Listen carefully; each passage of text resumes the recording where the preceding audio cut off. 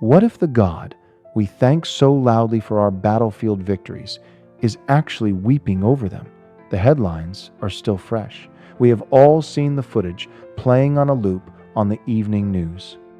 The night sky lit up in that eerie green, the sudden flashes of light, the confident reports of another successful surgical military mission. But honestly, it was the press conference at the Pentagon that really made me stop and think. The Secretary of War stepped up to the microphones. He didn't just give us the casualty numbers or the strategic updates. He looked right into the camera, right at us, and he said, "We kneel to heaven. Thank God for protecting our American heroes." It was a powerful moment. I get it. It really felt good to hear. When the world feels terrifying, when the news cycle is full of chaos and threats, it is deeply comforting to believe the Almighty is personally shielding our soldiers. It is the ultimate safety net. We really want to believe God is wearing our uniform, carrying our flag, and backing up our every single move. We want a God who guarantees our national security. But today, I want to ask you to do something really hard. I want you to look past the podium. Look past the patriotic music playing in the background of the news broadcasts. What actually happens to that protected hero when he comes home? He might step off that plane without a single physical scratch on him. He smiles for the cameras. He hugs his family. But his soul is completely shattered. If God was in that precision strike we all cheered for, where is he now?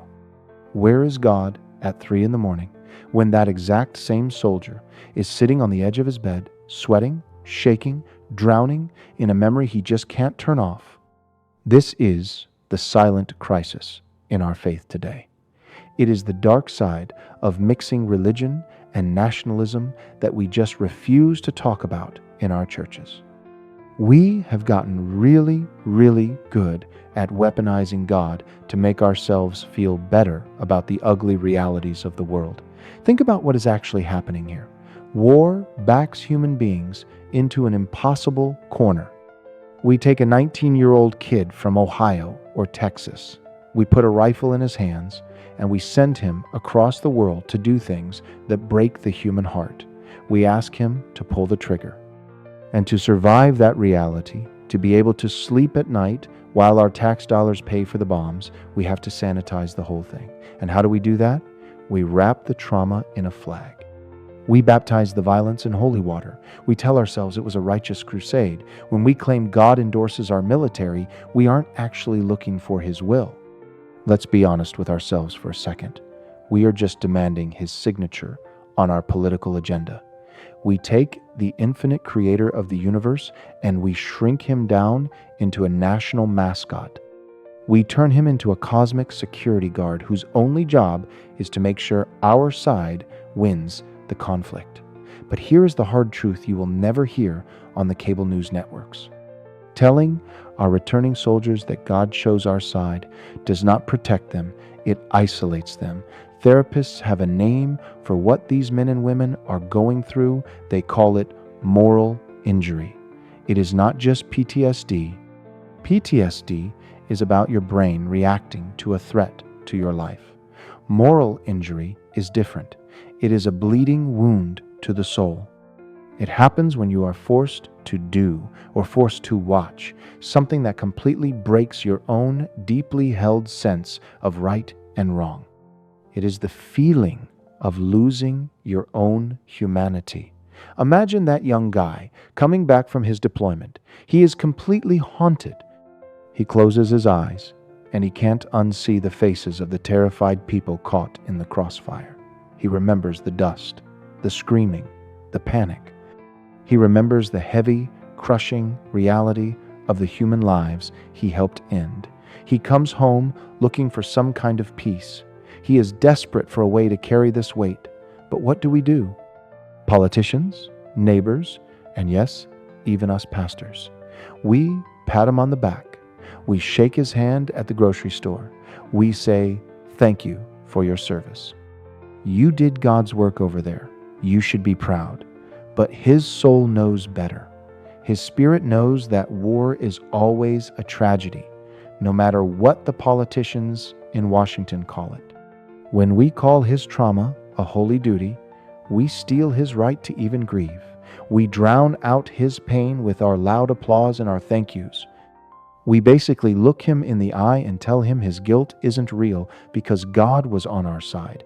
And by doing that, we leave him to carry that crushing weight all by himself in the dark. We make him feel like he is going crazy for feeling bad about doing God's supposed will.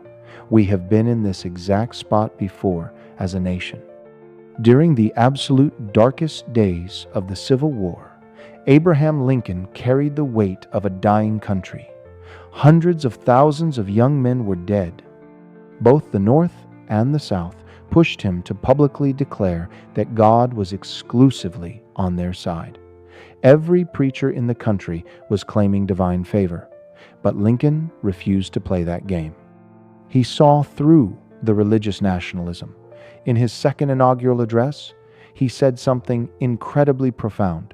He said, "Both read the same Bible and pray to the same God, and each invokes his aid against the other. The prayers of both could not be answered." Lincoln understood something we keep forgetting. God doesn't pick sides based on man-made borders. God doesn't care about our political maps. God is the grieving witness to our brokenness. While we hold televised prayer services in mega churches, thanking God for the safety of our fighter pilots, we have to force ourselves to remember something uncomfortable. There are mothers on the exact opposite side of the world doing the exact same thing. They are kneeling on the floor of their ruined living rooms, crying, begging the exact same Creator to protect their kids from the fire falling from the sky. Let me ask you a hard question. Does God love our kids more than theirs? Does God's grace get stopped at passport control? Does heaven have a heavily militarized border? If we actually open our Bibles and read the gospel, we don't find a God of war. We just don't. We find a Savior who stood right in front of the Roman Empire, the biggest, most brutal military machine the world had ever seen, and he absolutely refused to pick up a sword. Think about Jesus in the Garden of Gethsemane. The soldiers are coming to arrest him. The tension is at its peak. Peter, his closest friend, pulls out a sword to fight for him. What does Jesus do? Does he say, "Good job, Peter. Let's show them God is on our side"? No. He tells Peter to put the sword away. He heals the ear of the soldier sent to capture him. Jesus didn't stand on the mountain and say, "Blessed are the victorious." He didn't say, "Blessed are the guys with the biggest military budget and the best drones." He said, "Blessed are the peacemakers." Jesus didn't come to conquer our enemies. He came to conquer the fear, the paranoia, and the pride in our own hearts that makes us think we need to destroy other people just to feel safe in our own beds. So how do we fix this? How do we actually heal a soul that has been chewed up and spit out by the machinery of war? It does not start with more religious slogans. It does not start with singing louder patriotic songs on Sunday morning. It starts with raw, uncomfortable honesty. We have to completely drop the arrogance.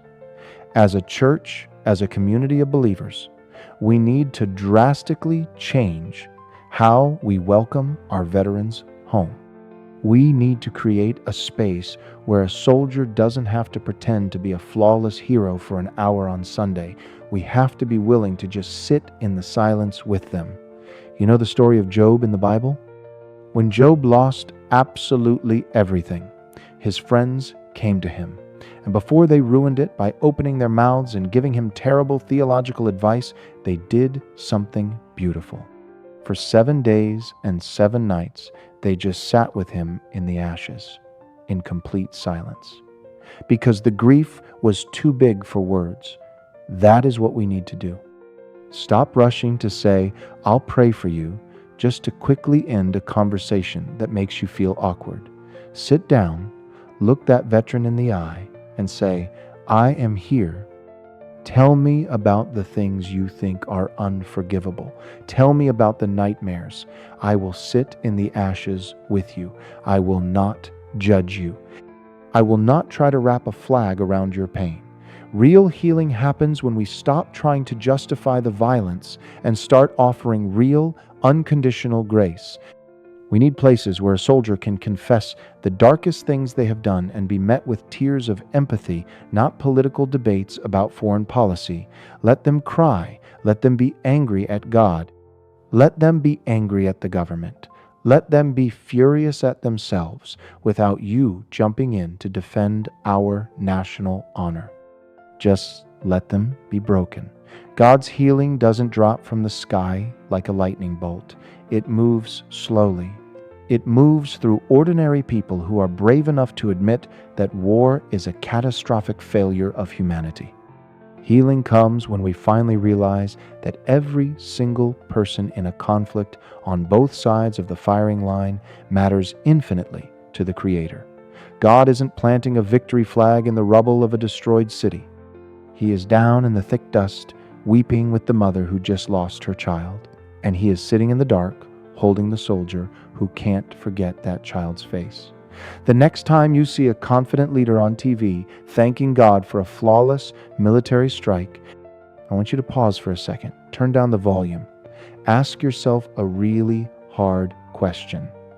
Are we praying to a God who backs up our earthly power? Or are we running away from the God who tells us to love our enemies?